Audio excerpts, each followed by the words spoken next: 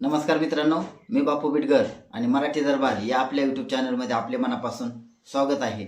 तर बघा, नागपूर येथे जे काही कर्जमाफी संदर्भात एक मोठं आंदोलन चालू होतं, एक महाएल्गार असा मोर्चा चालू होता. तर त्याचंच फलित म्हणून आज शासनाला कर्जमाफीची तारीख जाहीर करावी लागलेली आहे. कारण रात्री बघा, बच्चू कडू असतील, महादेव जानकर असतील, राजू शेट्टी असतील, तसेच विविध जे काही शेतकरी नेते असतील त्यांची सह्याद्री अतिथीगृहावर एक मोठी बैठक झाली. मंत्रिमंडळाची बैठक झाली. मुख्यमंत्री असतील, दोन्ही उपमुख्यमंत्री असतील यांची बैठक झाली. आता याच्यामध्ये नेमकं कर्जमाफीचं काय होणार, तर हा एक विशेष मुद्दा महाराष्ट्रामध्ये शेतकऱ्यांच्या समोर होता. याचं नेमकं फलित काय निघणार याची प्रतीक्षा शेतकऱ्यांना होती. वेगवेगळ्या शेतकरी संघटना माघार घ्यायची नाही. बच्चू कडू सुद्धा असं म्हटले होते. त्यांनी तर पुढचा कार्यक्रम त्यांचा जाहीर केलेला होता आंदोलनाचा, की जर 30 ऑक्टोबरला कर्जमाफी संबंधी शासनाने तारीख दिली नाही तर 31 ऑक्टोबरला रेल रोको आंदोलन करायचं. त्याच्यामुळे त्याचे मोठे पडसाद केंद्रात सुद्धा दिसून आले असते.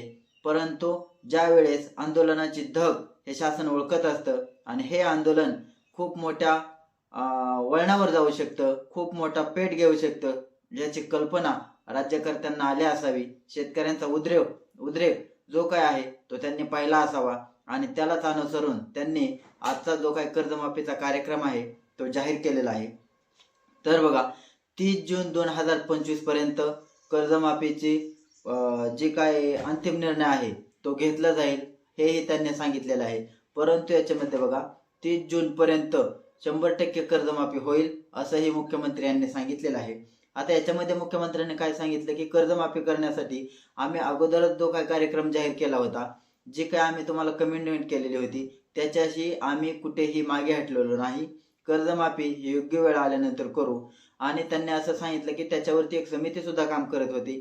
कर्जमाफीच्या दीर्घकालीन काही योजना आहेत. दीर्घकालीन म्हणजे शेतकऱ्यांना सारखी परत कर्जमाफीची वेळ येणार नाही, शेतकऱ्यांवर तशा प्रकारची परिस्थिती ओढवणार नाही, तर असं सुद्धा मुख्यमंत्र्यांनी सांगितलं.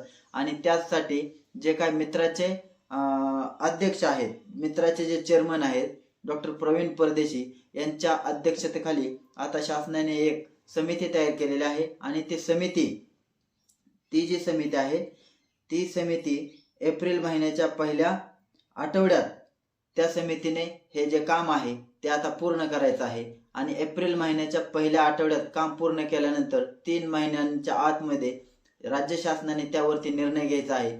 आता ही समिती काय करणार आहे बघा, तर नेमकी कर्जमाफी कोणाची करायची, याच्यामध्ये किती शेतकरी पात्र आहेत, त्याचे निकष काय असणार, तर यावर सर्व समिती हे काम करणार आहे. आणि या समितीने एप्रिल महिन्याच्या पहिल्या आठवड्यामध्ये शासनाला संपूर्ण अहवाल माहितीचा द्यायचा आहे. आणि त्या अहवालावर काम करून शासन 3 महिन्याच्या आत कर्जमाफीची प्रक्रिया पूर्ण करणार आहे. आणि या अहवालावर 30 जून 2026 पूर्वी शासन एक निर्णय घेऊन एक पूर्ण असा कार्यक्रम कर्जमाफीचा तयार करणार आहे.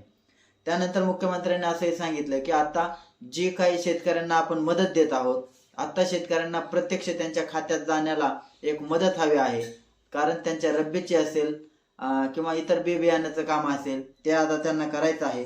आणि त्याच्यासाठी सुद्धा 11,000 कोटीची मदत आपण काल परवा सुद्धा रिलीज केलेली आहे. लवकरच पात्र शेतकऱ्यांच्या खात्यावरती येत्या 2 ते 3 दिवसामध्ये ही रक्कम वितरित होणार आहे.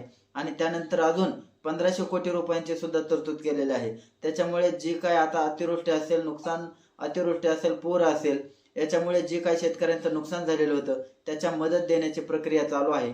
कारण मुख्यमंत्र्यांनी असंही सांगितलं की आता शेतकऱ्यांना सध्या उभं राहणं गरजेचं आहे. आणि ते उभं राहिल्यानंतर आपण इकडे समितीचं काम केल्यानंतर प्रत्यक्षात त्या शेतकऱ्याला नेमकी कशी कर्जमाफी करता येईल याच्यावरती आपण काम करू.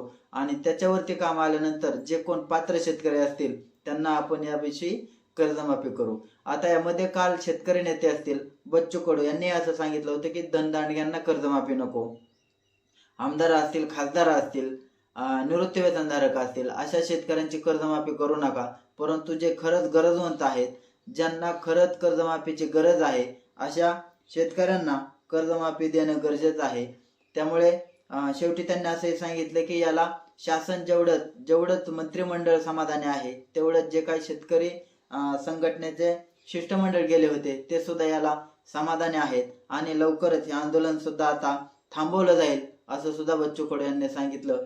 कारण त्यांनी असं सांगितलं की आता आंदोलन करून काय आहे, आम्हाला जी काही तारीख पाहिजे होती ती तारीख भेटलेली आहे, त्याच्यामुळे हे आंदोलन आहे ते आता थांबणार आहे. आता याच्यावरती नेमकं काय होतंय, याच्यावरती नेमकी काय प्रक्रिया चालू होती हे सुद्धा पाहणं तेवढंच गरजेचं आहे. धन्यवाद.